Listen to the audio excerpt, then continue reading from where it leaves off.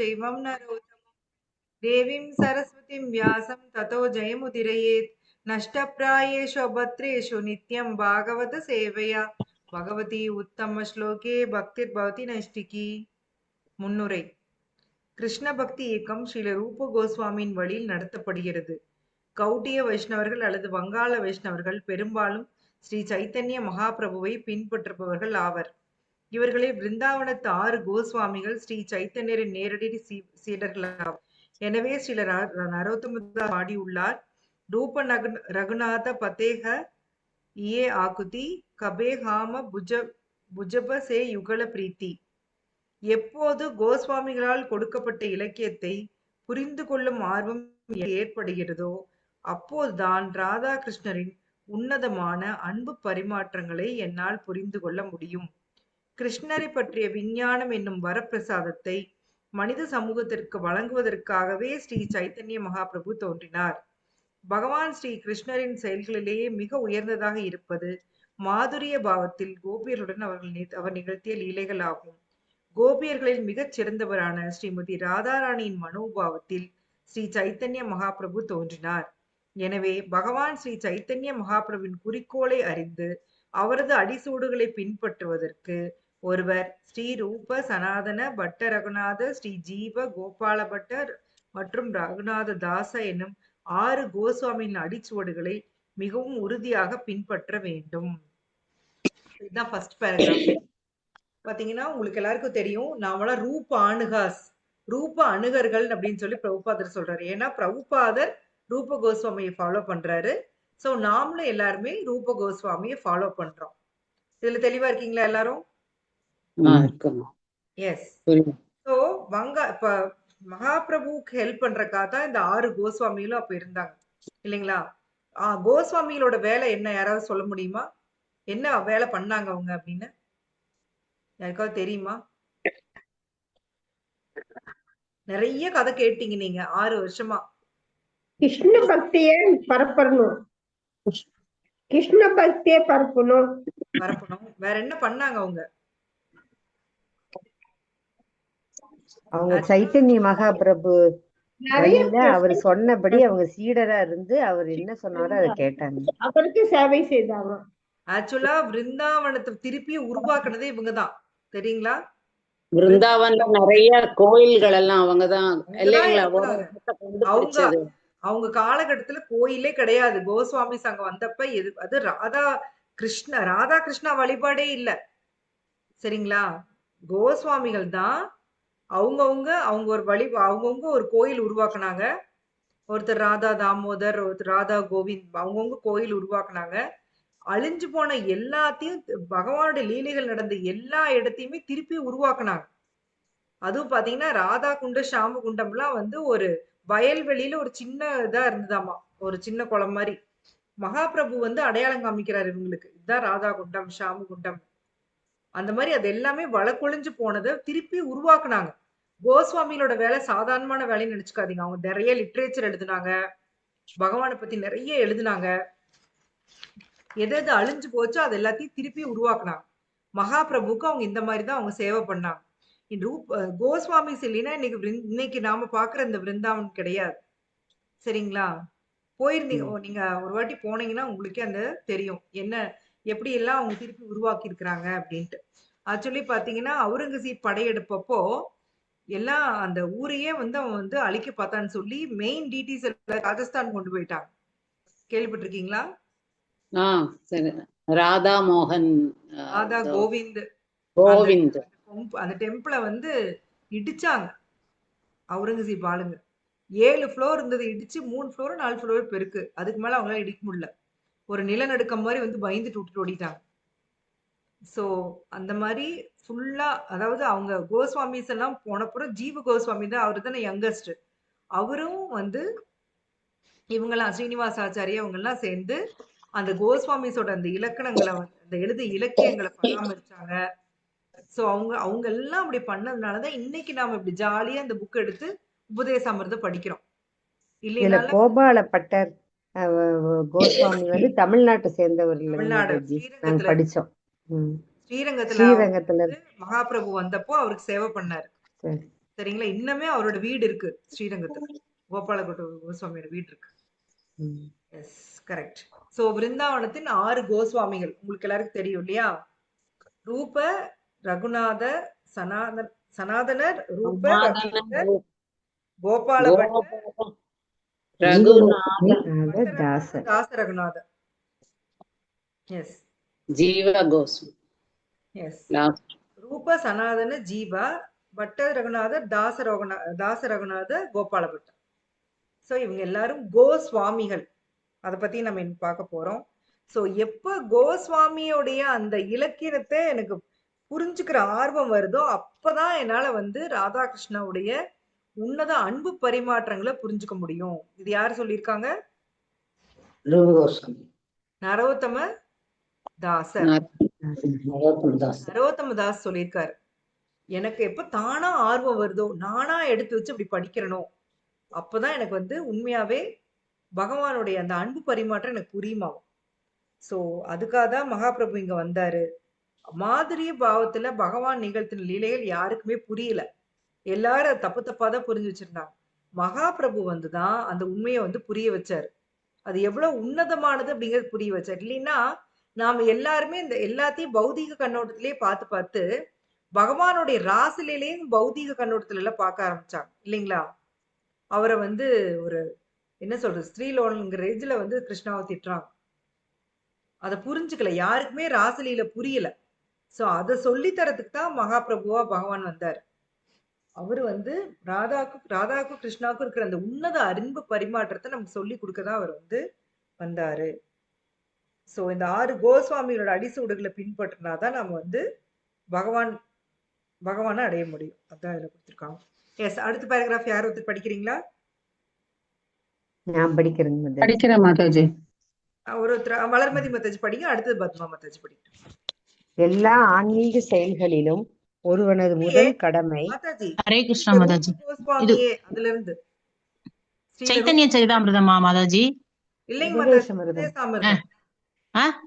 உபதேசாமிர்தம். உபதேசம் என்னிடத்துல ஆன்மீக செயல் தாங்க மாதாஜி இருக்குது. அடுத்தது நீங்க படிச்சு முடிச்சது. பாருங்க, நான் என்ன முடிக்கல அது. ஓ சரிங்க மாதாஜி. ஸ்ரீல ரூப கோஸ்வாமியே எல்லா கோஸ்வாமிகளுக்கும் தலைவராக இருந்தார். அந்த லைன் படிக்கிறேங்க மாதாஜி. ஸ்ரீ ரூப கோஸ்வாமி எல்லா கோஸ்வாமிகளின் தலைவராக இருந்தார். நமது செயல்களை வழிநடத்துவதற்காக நாம் பின்பற்றுவதற்கு உகந்த இந்த உபதேசமிர்தத்தை, அறிவுரைகளின் அமிர்தத்தை அவர் வழங்கியுள்ளார்.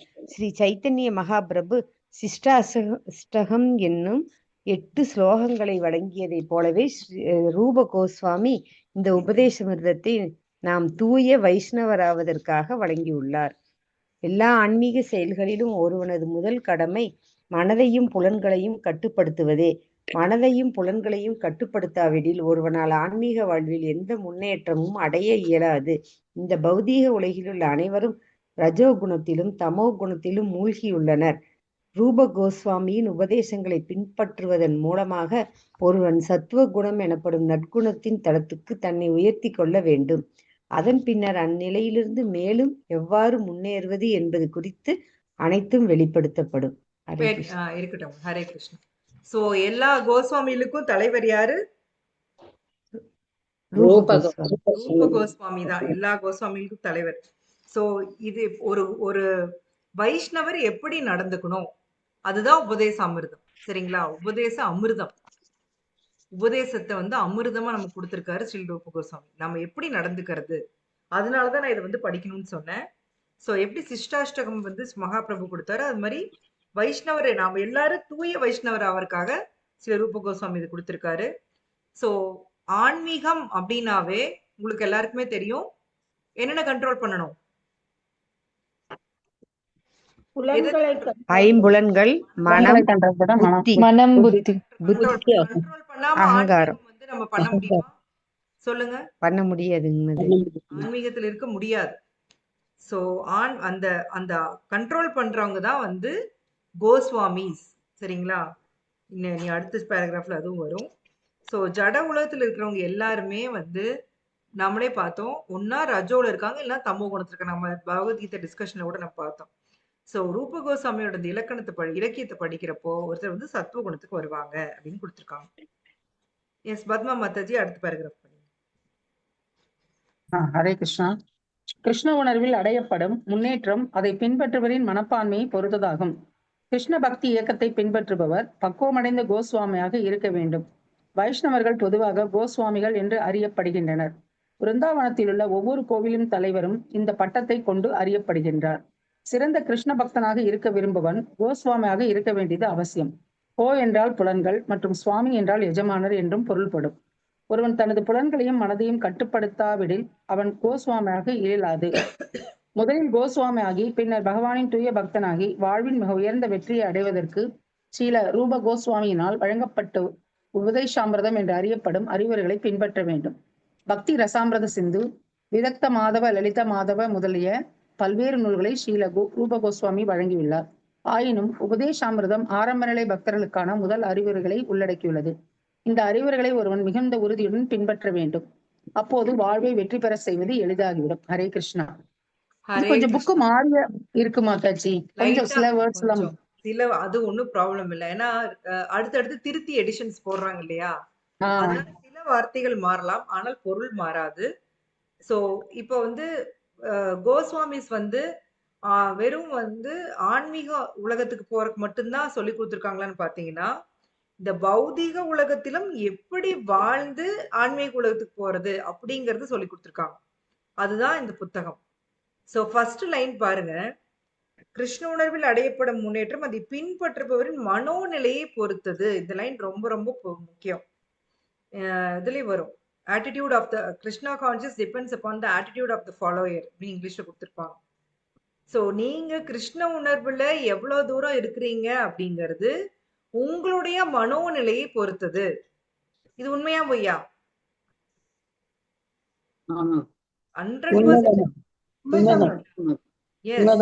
நீங்க உங்களோட மனோநிலை எப்படி இருக்கு? கிருஷ்ணரை வந்து நீங்க முழு மனசா ஏத்துக்கிட்டீங்களா, இல்ல கொஞ்சம் மட்டும் ஏத்திருக்கீங்களா, இல்ல எனக்கு வந்து இப்போதைக்கு எல்லாம் கேட்க பிடிக்குது ஆனா இதுல வந்து ஃபுல்லா இறங்க பிடிக்கல அப்படி நம்ம இருக்கிறோமா, இல்ல முழு மூச்சா கிருஷ்ண உணர்வுல இறங்கி இருக்கிறோமா? இது எல்லாமே ஒருத்தருடைய தனிப்பட்ட மனோநிலை தான் இல்லைங்களா? நான் வந்து உண்மையிலேயே எனக்கு நீங்க வெளியில எங்க சொல்றது எனக்கு தெரியும். ஒருத்தருடைய மனோநிலை நான் போய் கண்டுபிடிக்க முடியுமா சொல்லுங்க? முடியாது. அவங்கவுங்க தான் முயற்சி பண்ணணும். நீங்களா உங்களுடைய மனநிலை இருக்குன்னு எப்படி இருக்குன்னு எனக்கு தெரியாது, கிருஷ்ணாக்கு தெரியும், உங்களுக்கு தெரியும் இல்லைங்களா? சோ நீங்க எவ்வளவு தூரம் இருக்கீங்களோ அவ்வளவுக்கு அவ்வளவு உங்களுக்கு வந்து பகவான் முன்னேற்றம் தருவார். மேபி இப்போ பகவான் முடிவு பண்ணிருக்கலாம் நீங்களா இன்னும் பக்தியில இன்னும் முன்னுக்கு வரணும்னு. அதுக்குதான் வந்து இப்போ என்னை தூண்டி விட்டு இப்போ உபதேசமிரதம் எடுக்க வச்சிருக்கிறார். மேபி அப்படி சொல்ல நினைக்கலாம். சோ இது எல்லாம் நாம இந்த புத்தகத்தை எல்லாம் படித்து புரிந்து கொண்டால் கண்டிப்பா பக்தியில முன்னேற முடியும். பக்தியில ஒருத்தன் எப்படி இருக்கணும் அப்படிங்கறத வந்து நமக்கு வந்து கோஸ்வாமி சொல்லி கொடுத்து போயிருக்காங்க. கோஸ்வாமி அப்படின்னா என்ன விளக்கம்? கோனா என்ன? சுவாமினா அதிபதி, கட்டுப்படுத்துபவன். எஸ். சோ கோஸ்வாமி அப்படின்னா என்ன அர்த்தம்? புலன்களை கட்டுப்படுத்துபவன், அதிபதி. சோ ஒவ்வொரு கோயிலோட நிர்வாகிக்கும் அப்படிதான் நேம் இருக்குமாமா, கோஸ்வாமி இந்த பேர் இருக்குமா, பிரபுபாதன் கொடுத்துருக்காரு பாரு. சோ கிருஷ்ண பக்தனா மாறணும்னா ஒருத்தர் கண்டிப்பா கோஸ்வாமியா இருக்கணும், கோதாசனா இருக்க கூடாது. நாமெல்லாம் இப்ப கோஸ்வாமியா கோதாசனா? நம்ம புலன்கள் ஏதாச்சும் சொல்லிடுச்சுன்னா அது உடனே நிறைவேற்றுறதுல நம்ம வந்து அப்படி ஒரு கீனா இருப்போம். சோ நம்மள கோதாசர்கள் தான். அத வந்து பொருட்படுத்தாம, அது எஸ்பெஷலி மைண்ட பொருட்படுத்தாமல் வந்து வேலை பார்க்கறாங்க அப்படின்னா அவங்கதான் கோஸ்வாமிஸ். அந்த மாதிரி லிபரேட்டட் சோல்ஸ் என்ன பண்ணுவாங்கன்னா தங்களையே வெளியில இருந்து பாத்துக்குவாங்களாம். நாம எப்பயாவது நம்மள வெளியில இருந்து பாத்துருக்கோமா சொல்லுங்க பாக்கலாம்? இல்ல, நம்மளால இந்த உடலை தாண்டி யோசிக்கவே முடியல. ஆனா அவங்க வந்து இந்த மனதோட செயல்பாட வெளியில இருந்து பாப்பாங்களாமா. சோ இந்த மனதை அதோட இஷ்டத்துக்கு விட்டோம்னா தன்னை அடிமையாக்கிருன்னு சொல்லி அவங்க அந்த மனதை பகவானோட சேவையில ஈடுபடுத்திடுவாங்களாம். சோ பகவானோட சேவையில ஈடுபடுத்துறப்ப என்ன ஆகும்? ஆட்டோமேட்டிக்கா அந்த மனம் வந்து என்ன ஆகும்? பக்திக்கு வந்துரும். எஸ், ஒரு மனதை நிலைப்படுத்துறதுக்கு என்ன வழிமுறை சொல்றாங்க அப்படின்னா, முதல்ல வந்து அட்டென்டிவா இருக்கணுமா, எப்பவுமே கவனமா இருக்கணுமா. அந்த மனம் என்னென்ன பண்ணுது அப்படிங்கறத நம்ம வந்து நாள் ஃபுல்லா கவனிச்சுக்கிட்டே இருக்கணுமாமா. ரெண்டாவதா என்ன பண்ணணும்னா பக்தி பண்ணணுமா. பக்தி பண்ணீங்கன்னா பகவான் மேல அந்த மனசை உங்களால செலுத்த முடியும். மூணாவது அந்த மந்திரம், ஹரே கிருஷ்ண மந்திரம் சொல்லணும். சோ இந்த 3 வழிகள் மூலமா தான் மனதை வந்து நம்மளால நிலப்படுத்த முடியுமாமா. இல்லாட்டினா நீங்க நினைக்கிற அளவுக்கு மைண்ட் வந்து லேசுப்பட்ட ஆள் கிடையாது. நாம எல்லாருமே மைண்ட வந்து குறைச்சுதான் எடுப்போம். So, உங்களுடைய என்னென்ன கஷ்டம் இந்த பௌதீக உலகத்துல நீங்க இதுவரைக்கும் என்னென்ன கஷ்டம் அனுபவிச்சீங்களோ அத்தனைக்கும் சூத்திரதாரி யாருன்னா உங்க மைண்டு தான், வேற யாருமே இல்ல. நீங்களாம் நினைக்கலாம் ஒருத்தர் வந்து பணம் இருந்தா சந்தோஷமா வாழ்ந்துருவாங்க, வீடு இருந்தா சந்தோஷமா வாழ்ந்துருவாங்க. கிடையவே கிடையாது. மைண்ட் ஒழுங்கா இருந்தா தான் ஒரு ஆள் சந்தோஷமா வாழவே முடியும், இல்லைங்களா? நீங்க எவ்வளவு பெரிய பணக்காரரா வேணா இருங்க, உங்களுக்கு படுத்தா தூக்கம் வரணுமே. தூக்கம் வரலன்னா அப்புறம் அந்த பெட் மெத்தை இருந்து என்ன பிரயோஜனம்? நீங்க லக்ஸரியா லட்சக்கணக்குல செலவு பண்ணி உங்க பெட்ரூம் ரெடி பண்ணிருக்கலாம். ஆனா அந்த பெட்ல படுத்தா உங்களுக்கு தூக்கம் வரணும் இல்லையா? அந்த தூக்கம் வர்றதுக்கு யார் துணை போகணும்? மைண்ட், மனம். அந்த மனம் வந்து ஒத்துழைக்கலன்னா இன்னைக்கெல்லாம் நிறைய பேர் இந்த பிரச்சனையில ஃபேஸ் பண்றாங்க. சாயந்தரம் ஒருத்தட்ட பேசிட்டு இருந்தேன், அவங்க சொன்னாங்க அவங்களுக்கு வந்து அந்த தூக்கம் வராம அவங்க கஷ்டப்பட்டு இருக்காங்க. சரின்ட்டு அவங்க ஃப்ரெண்டுக்கு ஃபோன் பண்ணி பேசலான்னு கூப்பிட்டா அவங்க எனக்கும் தான் 4-5 வருஷம் ஆச்சு தூக்கம் வந்து அப்படின்னு அவங்க சொன்னாங்களாமா. எனக்கு இதெல்லாம் கேக்குறப்ப ஷாக்கா இருந்தது. அவங்க என்ன சொல்றாங்கன்னா அப்படியே வந்து அவங்களுக்கு அலர்ட்டா இருக்குமாமா. நான் வந்து எங்க பகவத்கீதை படிச்சு பாருங்க தூக்கம் வந்துரும்னா, நானும் என்னென்ன ட்ரை பண்ணி பார்த்தேன், என்னென்னமோ ட்ரை பண்ணி பார்த்துட்டேன், லெக்சர் கேட்டு பார்த்துட்டேன், பகவத்கீதை படிச்சு பார்த்துட்டேன், ஆனா தூக்கம் வர மாட்டேங்குது. அவங்க பகல்ல தூங்கிடுவாங்களாங்க மாதாஜி? பகல்லையும் தூங்குறது இல்லையா? நிறைய பேருக்கு இந்த பிரச்சனை இருக்கு மாதாஜி. நீங்க ஏதோ ஒரு அதிசயமா கேக்குறீங்க. நிறைய பேருக்கு இருக்கு. அவங்களுக்கு அப்படியே ஃப்ரெஷ்ஷா இருக்குமாமா நைட்டு. அந்த அட்ரினலின் சொல்லுவாங்க, அந்த அந்த ஹார்மோன் சுரந்துருமாமா. அதனால அவங்க ஆக்டிவா இருக்கிறாங்க. அந்த அந்த மாதிரி அவங்க ஃபீல் ஆகுறாங்க. இத்தனைக்கு பாவம் இவங்க நைட்டு 9 மணிக்கே போய் படுக்கலாம்னு சொல்லி போய் படுத்துறாங்க. ஆனா அவங்களுக்கு தூக்கம் வர மாட்டேங்குது. என்ன கொடுமைன்னு பாருங்க. நம்மள சுத்தியில் இருக்கவங்க எல்லாம் தூங்குவாங்க, நம்மளால தூங்க முடியாது. ஃப்ரெஷ்ஷா எல்லாம் இருக்க முடியாது மாதாஜி, இன்னும் அப்செட் ஆகும். ஐயோ தூங்க முடியலையே, தூக்கம் வரலையே அப்படின்னு சொல்லிட்டு. அதாங்க மாதாஜி, அவங்களுக்கு வந்து அந்த அந்த தூங்குற மனநிலை வரல. பகல்ல ஃபுல்லா பாத்தீங்கன்னா அவங்க சொங்கி போய் தான் இருப்பாங்க, ஏன்னா நைட்டு தூங்கல இல்லையா? இது ரொம்ப ரொம்ப கொடுமையான வியாதி. ரொம்ப கொடுமையான வியாதி. நீங்க நைட்டு படுத்தா தூங்குறீங்களா, டெய்லி கிருஷ்ணாவோட காலை தொட்டு கும்பிட்டு படுத்து தூங்கு. இதை விட ஒரு பெரிய வரம் எதுவுமே இல்ல. ஆமா மாதாஜி, சீரியஸா சொல்றேன். கொஞ்சம் பேர் தூக்கம் வரலன்னு தான் சொல்றாங்க மாதாஜி. எனக்கு தெரிஞ்சவங்க ஒருத்தவங்க அப்படிதான் மாதாஜி, நைட்டும் பகலும் தூங்கவே மாட்டாங்களா மாதாஜி.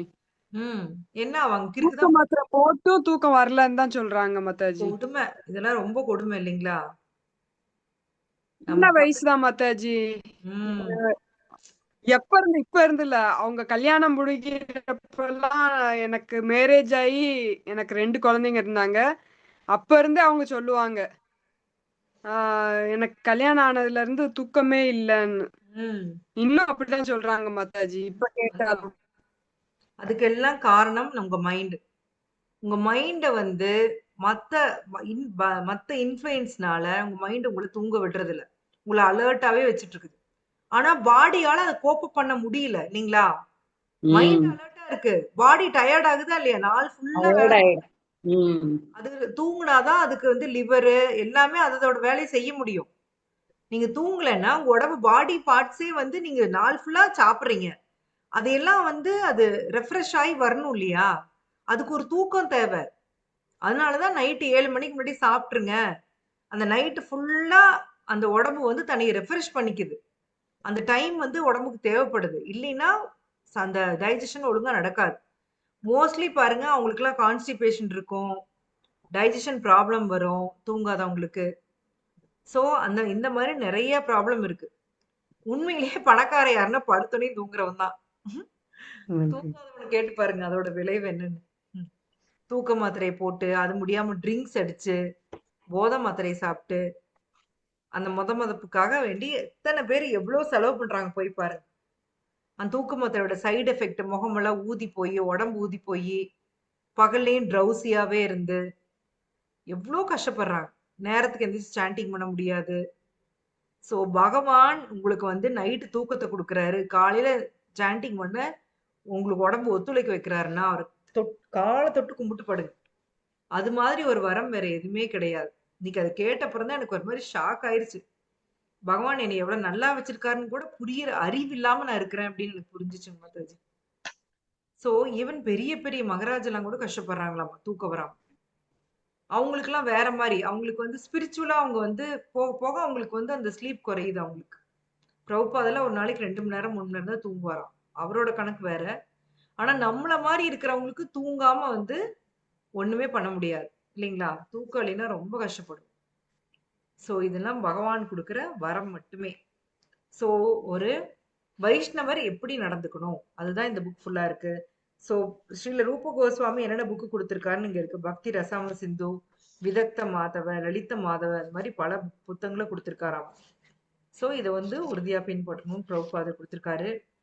ஸோ பதம் 1 ஆரம்பிச்சிடலாம். எவ்வளவு தூரம் போக முடியுதோ போலாம், அப்புறமேடி அடுத்த இதுல பண்ணிக்கலாம். பதம் 1.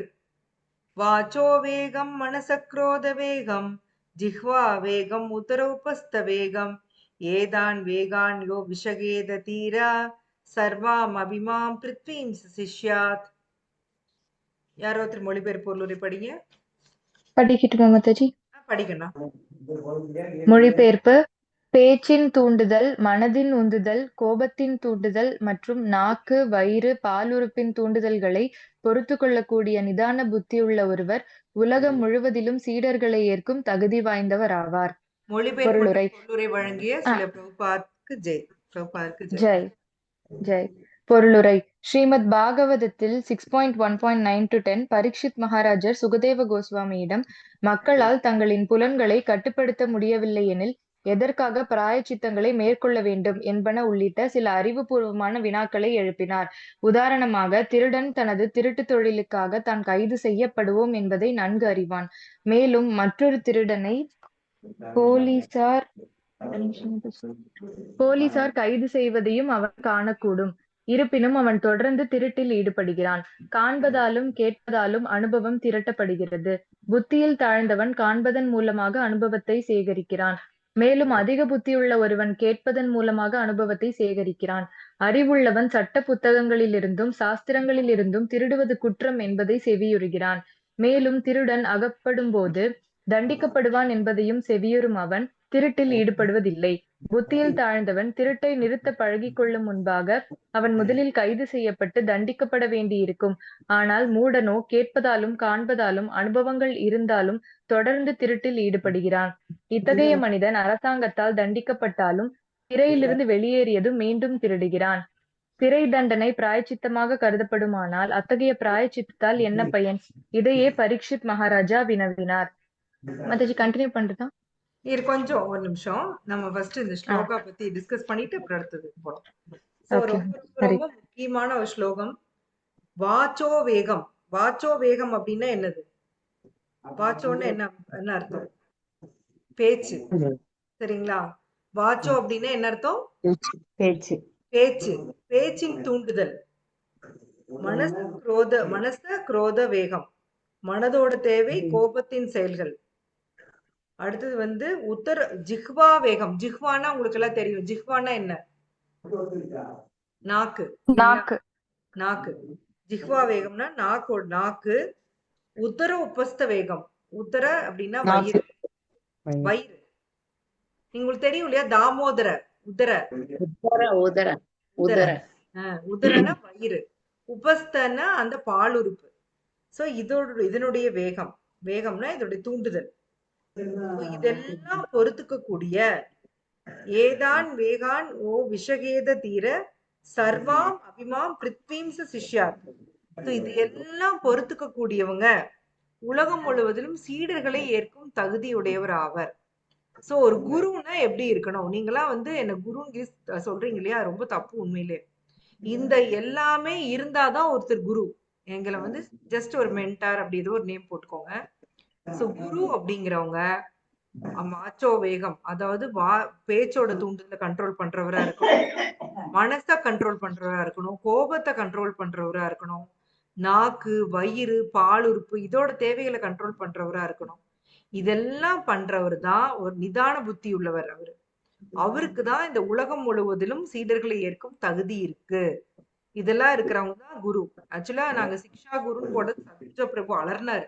ஐயோ என் பேரை போட்டுறாதீங்க, எங்க வந்து பக்தி வினோத் மகராஜோட பேரை போட சொன்னாரு. அது ஏங்கிறது வந்து நாங்க இதெல்லாம் படிக்கிறப்ப தான் எங்களுக்கு புரிஞ்சுது. ஏன்னா குருங்கிறவங்களுக்கு இவ்வளவு குவாலிஃபிகேஷன் தேவைப்படுது. சிக்ஷா குருவா இருக்கட்டும், தீக்ஷா குருவா இருக்கட்டும். சோ நீங்க யாரோ ஒருத்தர் குருன்னு நீங்க சொல்ல விரும்புனீங்கன்னா அவங்களுக்கு இந்த குவாலிட்டிஸ் எல்லாமே இருக்கணும். அப்படி இருக்கிறவங்கள தான் நம்ம என்னன்னு கூப்பிடலாம்? குரு. குரு. குரு. சரிங்களா? சோ இங்க பிரபுபாதர் இதுக்கு வந்து பொருளுரை எங்கிருந்து ஆரம்பிக்கிறாருன்னா, சுகதேவ கோஸ்வாமிகிட்ட பரீட்சித் மகாராஜா பிராயச்சித்தம் பத்தி பேசுறாரு. ஒருத்தன் திருப்பி திருப்பி தப்பு பண்ணிட்டு பிராயச்சித்தம் பண்ணி என்ன பிரயோஜனம்? சோ ஏன்னா இப்ப என்னால வந்து என்னோட புலன்களை கண்ட்ரோல் பண்ண முடியல. அப்படி இருக்கிறப்ப நான் பிராயச்சித்தம் பண்ணி என்ன பிரயோஜனம் அப்படின்னு சொல்லி சுகதேவ கோஸ்வாமி கிட்ட பரீட்சித் மகாராஜா கேக்குறாரு. அதுக்கு பிரபுபாதர் ஒரு திருடனை உதாரணமா கொடுக்குறாரு.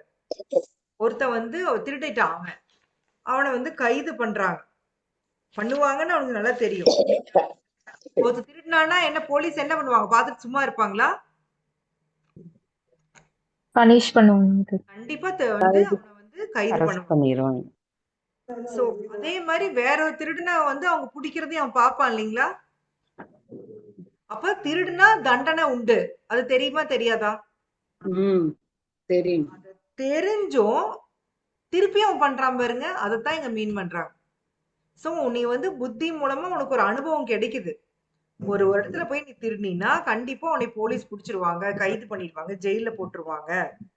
சோ உண்மையா அறிவு இருக்கிறவன் என்ன பண்ணுவானா, இந்த நாலேஜ வச்சு கத்துக்கிட்ட நாலேஜ் வச்சு புரிஞ்சுக்கிட்டு திருடுறது நல்லது இல்ல அப்படிங்கறத வந்து திருட்டு பின்வாங்கிக்குவானாமா. ஆனா புத்தியில தாழ்ந்தவன் என்ன பண்ணுவானா, இத வந்து புத்தியில் தாழ்ந்தவன் திருட்டை நிறுத்த பழகி கொள்ளும் முன்பாகவே அவன் முதலில் கைது செய்யப்பட்டு தண்டிக்க வேண்டியிருக்கும். ஆனால் மூடனுக்கு இத்தகைய அனுபவங்கள் இருந்தாலும் அவன் தொடர்ந்து திருட்டை செய்கிறான். சோ திருப்பி திருப்பி எத்தனை வாட்டி வந்து புடிச்சு ஜெயில போட்டாலும் அவன் என்ன பண்றான்? திருடன். திரும்ப திரும்ப திருடுவான். திரும்ப திரும்ப திருடுறான். யாரோ ஒரு திருடன் அப்படின்னு நினைக்கிறீங்களா?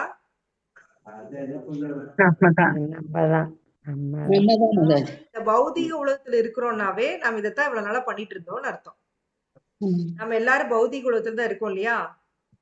தப்பு செய்யறது ஜெயிலுக்கு போறது, வர்றது ஜெயிலுக்கு போறது, வர்றது ஜெயிலுக்கு போறது, இதைத்தான் நம்ம பண்ணிட்டு இருக்கிறோம். சரிங்களா? ஜெயில இருந்து வெளியவே போகல இன்னும். ஆக்சுவலி ஜெயிலுக்குள்ளேயே தான் சுத்திட்டு இருக்கிறோம். A class jail, B class jail, C class jail, மறுபடியும் A class jail, B class jail, C class jail. இது மாதிரி பல கோடி ஜென்மமா சுத்திட்டு இருக்கிறோம். இதான் கேக்குறாரு பரீட்சித் மகாராஜ். என்ன அந்த ஸ்லோகா பார்க்கலாம். திருஷ்ட ஸ்ருத்தாப்யாம் யத் பாபம் ஜானன் அபியாத்மனோஹிதம் கரோதி பூய விவச பிராய சித்தம் அதோகதம் क्वचिन् निवर्तते अभद्रा क्वचित् सरति तत्पुनः प्रायचित्तम् अधो अपार्थं मन्ये कुञ्जर शौचवत्. படிக்கணும். ஹரே கிருஷ்ணா. அவர் பிராயச்சித்தம் செய்வதை யானையின் குளியலோடு ஒப்பிடுகிறார். ஆற்றில் நன்றாக குளிக்கும் யானை கரைக்கு வந்ததும் தன் உடல் முழுவதிலும் மண்ணை வாரி போட்டுக் கொள்கிறது. இவ்வாறாக அது குளிப்பதனால் என்ன பயன்? அதுபோலவே பல ஆன்மீக சாதகர்கள் ஹரே கிருஷ்ண மகா மந்திரத்தை ஜபிக்கின்றனர். அதே சமயம் அவர்கள் பல விலக்கத்தக்க செயல்களில் ஈடுபடுகின்றனர். இக்குற்றங்களை அவர்களது ஜபம் முறித்துவிடும் என்று எண்ணுகின்றனர். இறைவனின் திருநாமத்தை ஜபிக்கையில் 10 விதமான குற்றங்களை ஒருவன் இழைக்கக்கூடும். இந்த குற்றம் நாம்னோ பலாத் யஸ்ய ஹி பாப புத்திஹி என்று அழைக்கப்படுகிறது. அதாவது ஹரே கிருஷ்ண மகாமந்திர ஜபத்தின் வலிமையால் பாவங்கள் செய்தல் என்பது இதன் பொருள். சில கிறிஸ்தவர்களும் தேவாலயத்திற்கு சென்று தங்களின் பாவங்களை ஒப்புக்கொள்வதாலும் சில விரதங்களை மேற்கொள்வதாலும் வாரம் முழுவதும் தாங்கள் செய்த பாவங்களின் விளைவுகளிலிருந்து விடுபடலாம் என்று நினைக்கின்றனர். சனி முடிந்து ஞாயிறு பிறந்தவுடன் மன்னிப்பு கிடைக்கும் என்று எதிர்பார்த்து மீண்டும் தங்களது பாவச் செயல்களை ஆரம்பிக்கின்றனர். இத்தகைய பிராயச்சித்தம் மிகவும் மதிநுட்பம் வாய்ந்த பரீட்சித் மகாராஜரால் அப்போதே கண்டனம் செய்யப்பட்டது. ஒரு பாவச் செயலை ஒரு புண்ணிய செயலால் முறிக்க இயலாது. நம்முடைய உறங்கும் நிலையில் உள்ள கிருஷ்ண உணர்வை விழிப்புறச் செய்வதே உண்மையான பிராயச்சித்தமாகும். ஹரே ஹரி கிருஷ்ணா. ஹரி ஹரி போல். மண்யே குஞ்சர சௌச்சவத். மண்யே குஞ்சர சௌச்சவத். அந்த ஸ்லோகாவோட லாஸ்ட் லைன் பாருங்க. மண்யே குஞ்சர சௌச்சவத். குஞ்சரம்னா எது? யானை. யானை. யானை குளியல். யானை. சௌச்சம்னா தூய்மைப்படுத்திக்கிறது. யானை குளியல். யானை என்ன பண்ணும்? குளிச்சுட்டு வந்து வாரி வாரி போட்டுக்கும். அது மாதிரி நீ வந்து தப்பு பண்ண வேண்டியது, பிராயச்சித்தம் பண்ண வேண்டியது, மறுபடியும் தப்பு பண்ண வேண்டியது, இப்படியே இருந்தீங்கன்னா என்ன பிரயோஜனம் அப்படின்னு கேக்குறாரு. அதே மாதிரி ஆன்மீகங்கள் சில பேர் வந்து ஹரே கிருஷ்ண மகா மந்திரத்தை சொல்லிட்டு கூடவே தப்பு பண்றாங்க. அந்த மந்திர ஜபம் எல்லாத்தையும் எடுத்துருன்னு. ஆனா இங்க கொடுத்திருக்காங்க பாருங்க, இறைவனின் அந்த நாம ஃபர்ஸ்ட் அந்த அபராதங்கள் படிக்கிறோம் இல்லையா? நாம்னோ பலாத்திய யஷகி பாவ புத்தி. பகவானின் புனித நாமத்தின் பெயரால் பாவ காரியங்களை செய்வது குற்றம். இது எத்தனாவது குற்றம்? எத்தனாவது நம்பர் இது?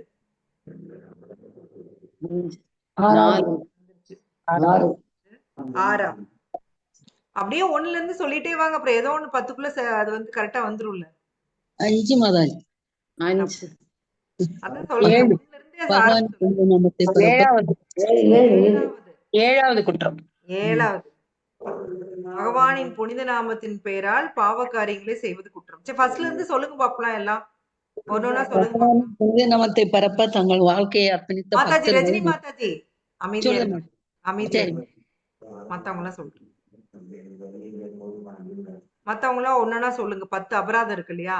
நம்ம ஏற்கனவே நம்ம குரூப்ல சொல்லி இருக்கோம். அது இல்லாம நீங்க டெய்லியுமே நீங்க வந்து அந்த ஜபா குரூப்ல சொல்லுவாங்க இல்லையா? பகவானின் புனித நாமத்தை பரப்ப தங்கள் வாழ்க்கை அர்ப்பணித்த பக்தர்களை நினைப்பது குற்றம். சிவன் அல்லது பிரம்மா போன்ற தேவர்களின் பெயர்களை பகவான் நாமத்துக்கு ஒப்பாக அது என்ன மாதாஜி? பெயருக்கு சமமானதாகவோ அல்லது சாதாரண மனிதராக கருதுவது குற்றம்.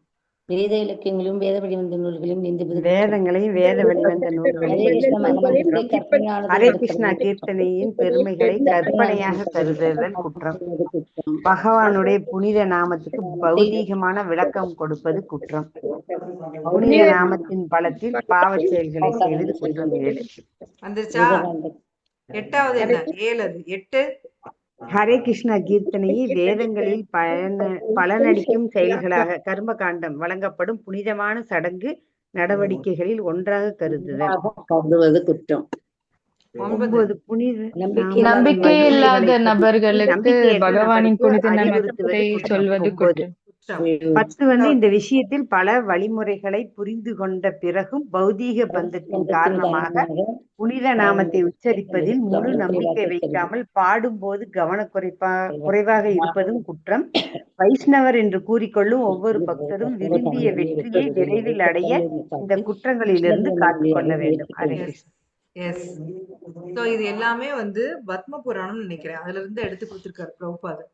நாம்னோ பாப புத்தி. புனித நாமத்தின் பெயரால் பலத்தால் வலிமையினால பாவங்கள் செய்வது குற்றம். இது மாதிரிதான் வந்து இப்ப தேவாலயத்துக்கு போறாங்க. நிறைய பேர் நீங்க பாத்திருப்பீங்க. அங்க பாவ மன்னிப்புக்குன்னு ஒரு இடம் இருக்கும். பாத்திருக்கீங்களா? அங்க போய் அவங்க வந்து சொல்லுவாங்க. அந்த பாதிரியார்ட்ட எல்லாம் சொல்றப்ப என்ன நடக்குதுன்னா அந்த பாவம் போயிருதான். இது வந்து ஞாயிற்றுக்கிழமை நடக்கும். அடுத்த நாள் காலையில என்ன பண்ணுவாங்க? பாவம் செய்ய கிளம்பி போயிடுவாங்க. நீங்க இந்த ஞாயிற்றுக்கிழமை மட்டும் செய்யற அந்த பிராயச்சத்துக்கு என்ன பயன்? அதான் கேக்குறாரு. திருப்பி திருப்பி நீங்க செய்றீங்க. ஒரு இன்னொரு முக்கியமான ஒரு லைன் பாருங்க. ஒரு பாவ செயலை ஒரு புண்ணிய செயலால் முறியடிக்க முடியாது. நல்லா நோட் பண்ணிக்கோங்க. இந்த பொருளுரையில பிரபுபாதர் ரொம்ப ரொம்ப முக்கியமான வரிகள் கொடுத்திருப்பார். நிறைய பேர் நினைக்கிறாங்க நிறைய பாவம் பண்ணிட்டு கோயில்ல போய் லட்ச லட்சமா பணம் கொடுத்தா சரியா போயின்னு நினைக்கிறாங்க. அது நடக்குமா? நடக்காதுங்க மாதாஜி. அது தனி, இது தனி. நீங்க சேர்த்துற புண்ணியம் தனி அக்கவுண்ட், பாவம் தனி அக்கவுண்ட். இது வந்து இதை நல்லிஃபை பண்ண முடியாது. பாசிட்டிவ் நெகட்டிவ் மாதிரி இதை வந்து நல்லிஃபை பண்ண முடியாது. நீங்க புண்ணியம் செஞ்சீங்கன்னா அதை அனுபவிக்க நீங்க தனியா பிறப்பீங்க, பாவம் செஞ்சா அதை தனியா அனுபவிப்பீங்க. சரிங்களா? உங்க புண்ணிய செயல் உங்க பாவ செயலை முறியடிக்காது.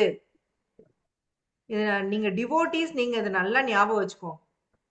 சரிங்களா? ரொம்ப ரொம்ப முக்கியமான ஒரு வரி பிரபுபாதர் நமக்கு கொடுத்திருக்காரு. சோ நான் தான் இந்த பாவம் எல்லாம் பண்ணிட்டேனே, இந்த ஒரு புண்ணியம் பண்ணா சரியா போயிரும் அப்படின்னு நினைக்கிறாங்க இல்லையா? அதெல்லாம் முட்டாள்தனம். நடக்கவே நடக்காது. நீ ஒரு பக்கம் கோடி கோடியா கொள்ளையடிச்சுட்டு பகவானுக்கு கொண்டே 1 கோடி ரூபாய் உண்டியல்ல போட்டீங்கன்னா சரியா போயிருமானா? சரியா போகாது. அதுக்கு கண்டிப்பா பலன் இருக்கும், அதை நீ அனுபவிக்கணும். இதுக்கும் கண்டிப்பா பலன் இருக்கும், அதை நீ அனுபவிக்கணும். பகவானுடைய கோர்ட் வந்து அக்யூரேட். வந்து நீ என்ன லஞ்சம் கொடுத்தா நம்ம வந்து நம்மளுடைய தலையெழுத்தை மாத்த முடியாது. சரிங்களா? நாம என்னென்ன செயல் செஞ்சோமோ அதுக்கு உண்டான தண்டனையை அக்யூரேட்டா நம்ம வந்து அனுபவிச்சே ஆகணும். ஒரு பாவ செயலை ஒரு புண்ணிய செயலால் முறியடிக்க முடியாது. ஒரு உறங்கும் நிலையில் உள்ள கிருஷ்ணரை விழிப்புற செய்வதே உண்மையான பிராயச்சித்தம் ஆகும். சரி, இப்ப இது ஒண்ணு பண்ணலாம். என்னன்னா, உபதேசாமிர்தம் வந்து ஒன்னொன்னா முடிக்கிறப்போ உங்களுக்கு ஒரு டெஸ்ட் மாதிரி கொடுக்கலான்னு பாக்குறேன். அப்பதான் நீங்க எல்லாம் உருப்படியா வந்து இது கேட்பீங்க, படிப்பீங்க, நோட்ஸ் கூட எடுத்துக்கீங்க. இல்லாதவங்க நோட்ஸ் எடுப்பீங்க. டெஸ்ட் வைக்கலாமா? இங்க நம்ம கவிதா மாதாஜி இருக்காங்களா? இருக்கே மாதாஜி, கொடுங்க மாதாஜி. கொடுக்கலாமா? கொடுக்கலாம். ஏன்னா பிரபுபாதருடைய வரிகள் அவ்வளவு முக்கியமான வரிகள். நீங்க இது எவ்வளவு புரிஞ்சுக்கிறீங்க அப்படின்னு தெரிஞ்சுக்கிறதுக்காவது நான் டெஸ்ட் கொடுக்கணும்னு நினைக்கிறேன். சோ உண்மையான பிராயச்சித்தம் அப்படிங்கிறது இங்க என்னன்னு கொடுத்திருக்காங்க? கிருஷ்ண உணர்வை தட்டி எழுப்பது. உறங்கும் நிலையில் இருக்கிற கிருஷ்ண உணர்வை தட்டி எழுப்புறதுதான் பிராயச்சித்தம், உண்மையான பிராயச்சித்தம். மத்தபடி நீங்க மத்தபடி நீங்க செய்யற செயல் எல்லாமே பாவ செயல் தான். சரிங்களா? பகவானை விட்டுட்டு நீங்க செய்யற எல்லா செயலும் பாவ செயல். எப்ப நீங்க வந்து கிருஷ்ணாதான் கடவுள், அவருக்கு நான் சேவை செய்யணுங்கிற முடிவு எடுத்து கிருஷ்ண உணர்வுக்கு வர நீங்க ட்ரை பண்றீங்களோ அதுதான் உண்மையான பிராயச்சித்தம். இல்லைங்களா? உண்மையான பிராயச்சித்தம் அதுதான், வேற எதுவுமே இல்ல. சந்தேகமே வேண்டாம். நீங்க போய் கோயில போய் தேங்காய் உடைக்கிறதோ அங்க பிரச்சனை பண்றதோ இதெல்லாம் நீங்க செஞ்ச பாவத்துக்கு பிராயச்சித்தம் ஆகாது. பகவானே புரிஞ்சுக்கிட்டு. யார் வீட்டுல வந்து இப்படி சவுண்ட் பேக்ரவுண்ட்ல கேக்குது? மியூட் பண்ணிக்கோங்க மாதாஜி. யார் வீட்டுல கேக்குது? Okay, thank you. சோ என்னைக்கு வந்து கிருஷ்ண உணர்வை வந்து உங்களுக்குள்ள இருக்கிற கிருஷ்ண உணர்வை உணர்ந்து பகவானை பத்தின அந்த உணர்வுக்கு நீங்க வரீங்களோ அப்பதான் நீங்க செய்யற செயல்கள் பாவ செயல்களா மாறாது. அது வரைக்கும் நாம் செய்யும் செயல்கள் அனைத்தும் பாவ செயல்களா தான் இருக்கும். பகவானை விட்டு என்ஜாய் பண்ணணும்னு நினைச்சிட்டு நம்ம செய்யற செயல்கள் எல்லாமே பாவம் மட்டுமே. இல்லையா? நாம இது பல தடவை டிஸ்கஸ் பண்ணியிருக்கிறோம் பகவத்கீதையில. சோ உண்மையான உங்களுக்கு பிராயச்சித்தம் வேணும்னா நீங்க உங்களோட சுயமான நிலையில இருக்கிறதா உண்மையான பிராயச்சித்தம்.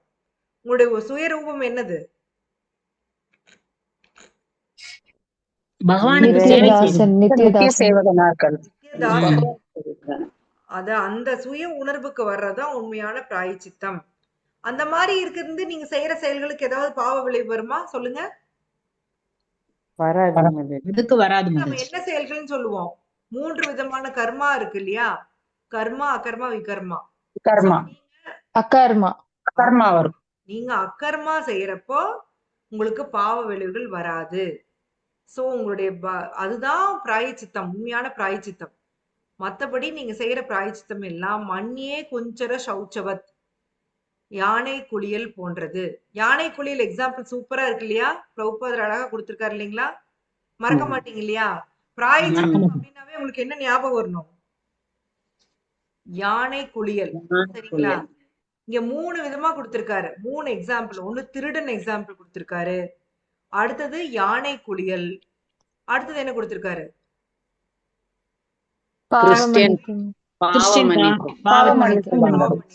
சோ இதெல்லாம் நோட் பண்ணி வச்சுக்கோங்க. இதெல்லாம் தான் क्वेश्चन நான் கேட்பேன். சரிங்களா? 3 விதமான பிராயச்சித்தங்கள் பத்தி கொடுத்திருக்காரு பரீட்சித் மகாராஜ். சாரி, சுகதேவ் கோஸ்வாமி.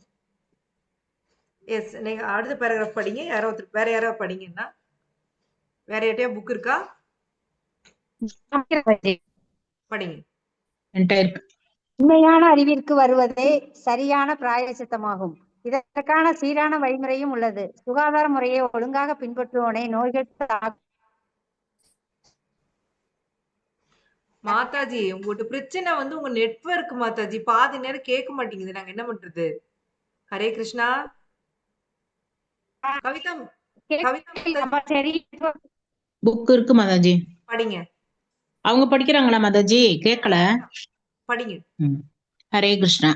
உண்மையான அறிவிற்கு வருவதே சரியான பிராயச்சித்தம் ஆகும். இதற்கான சீரான வழிமுறையும் உள்ளது. சுகாதார முறையை ஒழுங்காக பின்பற்றுபவனை நோய்கள் தாக்குவதில்லை. அதுபோல மனிதன் தனது அறிவை புதுப்பிப்பதற்காக சில குறிப்பிட்ட நியமங்களை பின்பற்ற வேண்டும். இத்தகைய ஒழுங்குபடுத்தப்பட்ட வாழ்க்கை முறையானது தபஸ்ய தவம் என்று அழைக்கப்படுகிறது. தவம் பிரம்மச்சரியம், மனக்கட்டுப்பாடு, புலன்கட்டுப்பாடு, தனது உடைமைகளை தானம் செய்தல், வாய்மை, தூய்மை, யோகாசனங்களை பயிலுதல் என்பன போன்ற பயிற்சிகளை மேற்கொள்வதன் மூலம் ஒருவன் படிப்படியாக தனது உண்மையான ஞானமான கிருஷ்ண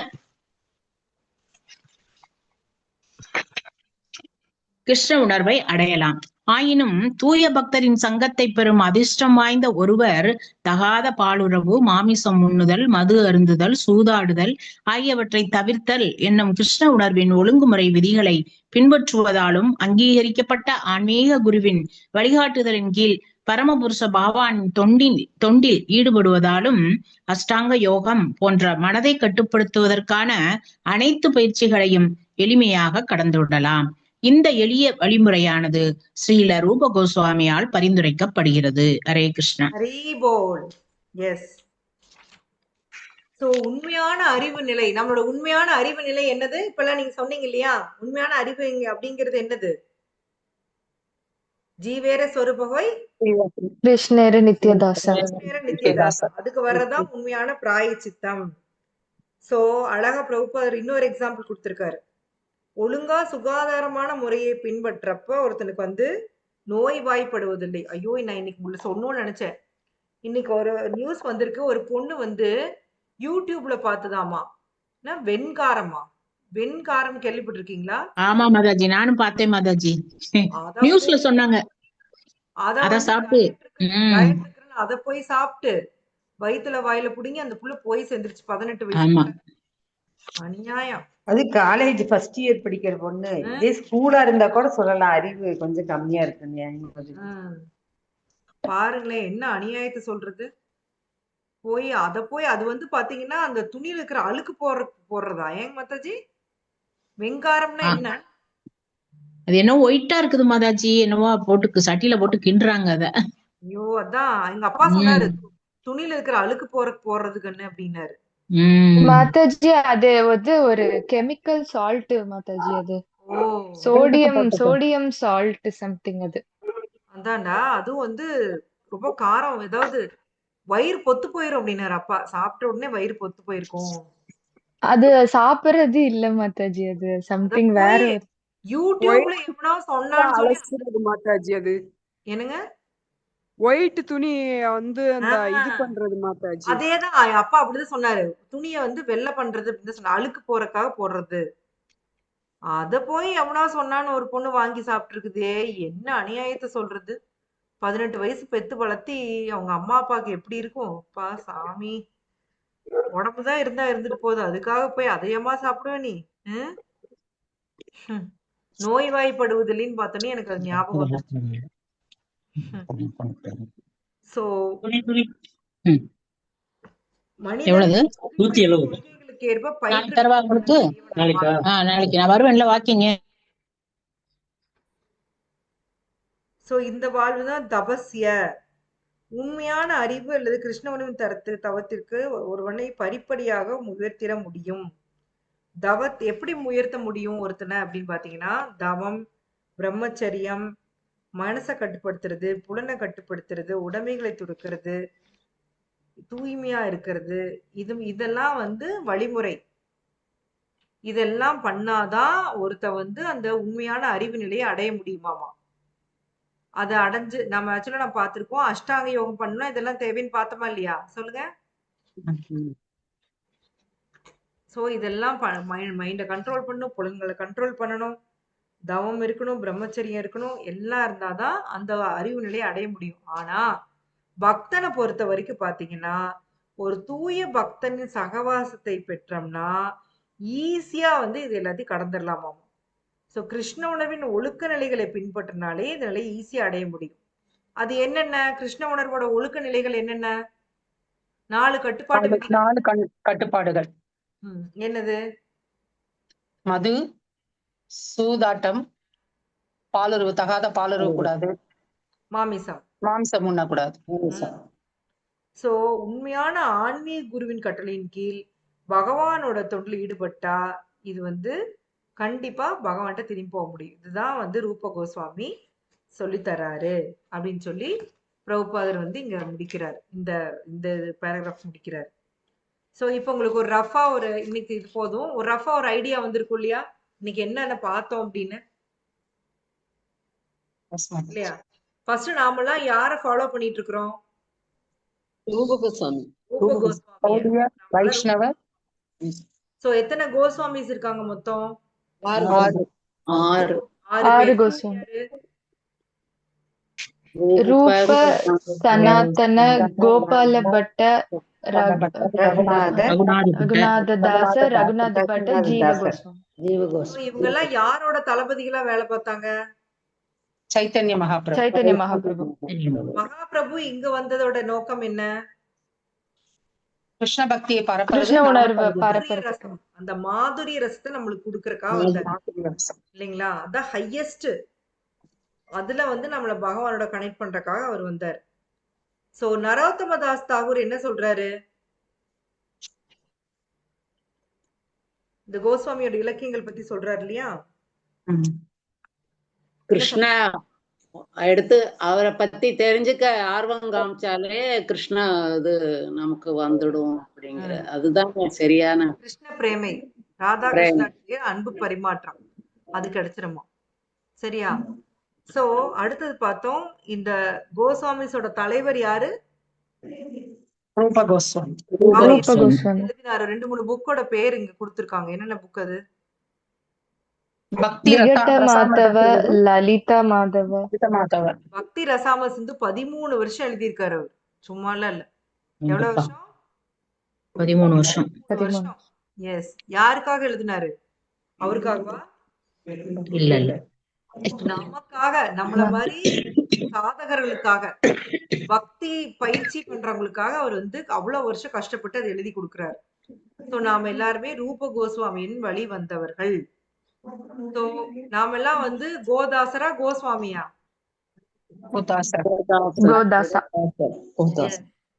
கோஸ்வாமிஸ் அப்படிங்கிறவங்க யாரு?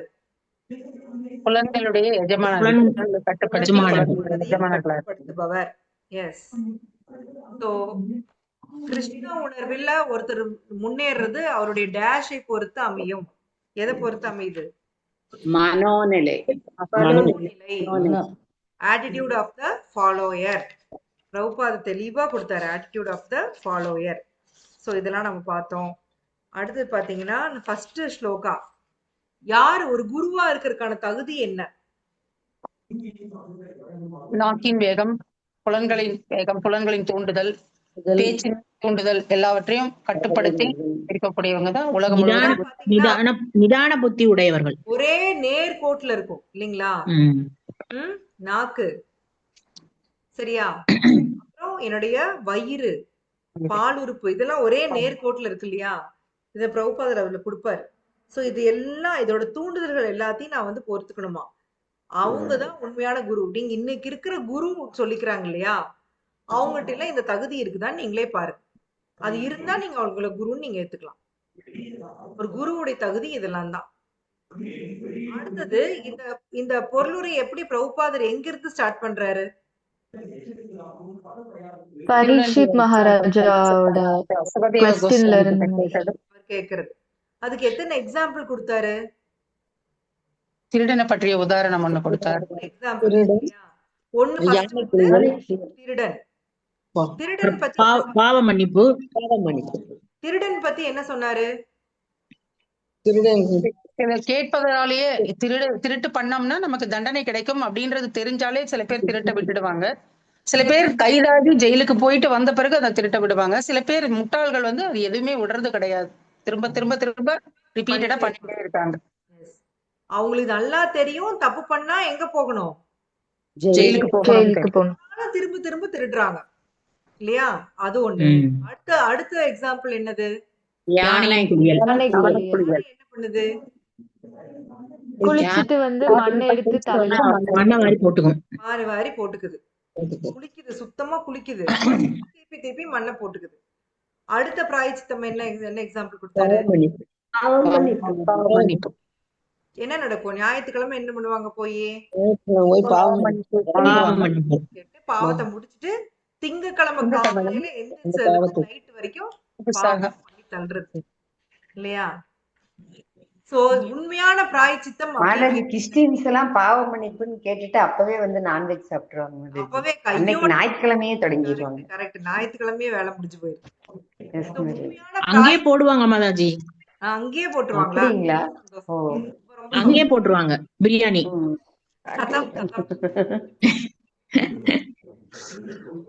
ஒரு முக்கியமான பாயிண்ட் ஒண்ணு பார்த்தோம்.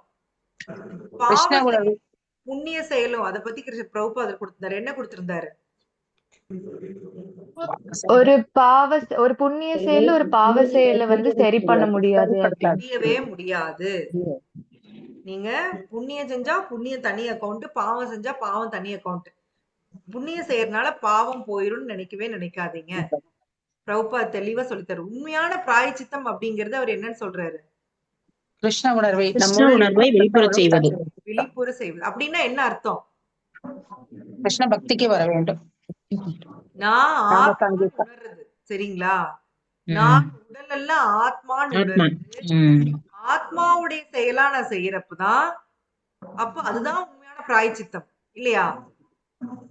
ஆத்மா செய்யற செயல் எல்லாமே அகர்மால வந்துரும் இல்லைங்களா? அதுல கர்மாவும் வராது, விகர்மாவும் வராது. சோ அதுதான் உண்மையான பிராயச்சித்தம். ஆத்மாவா நீங்க உங்களை உணர்ந்து செய்யற செயல் தான் உண்மையான பிராயச்சித்தம். ஓகேங்களா? சோ அதாவது மத்தவங்க எல்லாம் வந்து ஞான யோகி எல்லாம் படிப்படியா வந்து அந்த உயர்ந்த அறிவு நிலைக்கு வர்றாங்க. ஆனா பக்தனுக்கு வந்து எப்படி என்ன நடக்குது? அதாவது ஒரு பக்தி தொண்டுக்கு வர்றவங்களுக்கு வந்து ஒரு தூய பக்தரோட சகவாசம் கிடைச்சிருச்சுன்னா அவங்க படப்படன்னு இந்த அறிவு இந்த லேடரை வந்து மேல கிளம்பிட்டு வராங்க இல்லைங்களா? ஒரு ஞான யோகி படிப்படியா மனதை அடக்கி புலன்களை அடக்கி பிரம்மச்சரியம் கடைபிடிச்சு அவன் பண்ணி கஷ்டப்பட்டு அஷ்டாங்க யோகம் பண்ண ட்ரை பண்ணி வர நிலைய ஒரு பக்தன் இன்னொரு தூய பக்தரோட சகவாசத்தினால படப்படன்னு அவன் வந்து அடைஞ்சிடறான், சுலபமா கடந்துடுறாங்க. ஆனா கிருஷ்ண உணர்வோட ஒழுக்க விதிகளை பின்பற்றணும் அப்படின்னு பிரபுபாத கொடுத்தாரு. நீங்க அதனாலே சொல்லிட்டீங்க. சோ உண்மையான ஆன்மீக குருவோட கண்காணிப்பின் கீழ் நம்ம இதெல்லாம் பண்ணி பக்தி பண்ணணும் அப்படின்னு ஸ்ரீல கோஸ்வாமி சொல்லி கொடுத்திருக்காரு. சோ இதுவரை பார்த்ததெல்லாம் தெளிவா புரிஞ்சிருச்சா? புரிஞ்சுதுங்க மாதாஜி. நல்லா புரிஞ்சது மாதாஜி. இன்ட்ரெஸ்டிங்கா இருக்கு தானே? மாதாஜி இந்த क्वेश्चंस கேக்கும்போதுதான் கிளாஸ் அப்படியே மண்டைக்குள்ள ஓடுது மாதாஜி. மாதாஜி குருவனுடைய தகுதி பத்தி நீங்க சொல்லக்குள்ள அத்புஜா பிரபுவையும் பக்தி வினோத் தாகூரி அவருடைய இதையும் சொன்னங்காட்டி எனக்கு ரொம்ப நல்லா புரிஞ்சுதுங்க மாதாஜி. அப்ப வந்து எங்களுக்கு கிளாஸ் எடுக்குள்ள இது எனக்கு புரியாது இருந்தது. இப்பதான் எனக்கு இந்த குருவனுடைய இது புரிஞ்சுது. தேங்க்ஸ் மாதாஜி. ஓகே, இன்னும் பாருங்க, நீங்க பக்தி சாஸ்திரி படிச்சதை விட இப்ப படிக்க உங்களுக்கு நிறைய புரியும். ஆமாங்க மாதாஜி. ஏன்னா நம்ம ஒரு சத்சங்கல ஒரே மாதிரி மனநிலை இருக்கிற பக்தர்களோட நம்ம இது டிஸ்கஸ் பண்றப்போ பகவான் அதை ரிவீல் பண்ணுவார். சரிங்களா? நீங்களா புரிஞ்சுக்கிட்டீங்க அப்படி கிடையாது. பகவான் அதை உங்களுக்கு புரிய அலோ பண்றாரு. பரமாத்மாவா உள்ள இருந்து உங்களுக்கு அந்த புத்தி கொடுக்குறாரு. சோ பகவான ரோல ஒரு கட்டத்திலயும் புரிஞ்சுக்கிட்டோம்னாவே வாழ்க்கை வந்து நிம்மதியா நல்லபடியா போகும். ஓம் தசத். ஹரே கிருஷ்ணா. யாருக்காவது சந்தேகங்கள் இருந்தா நீங்க கேட்கலாம். நம்மகிட்ட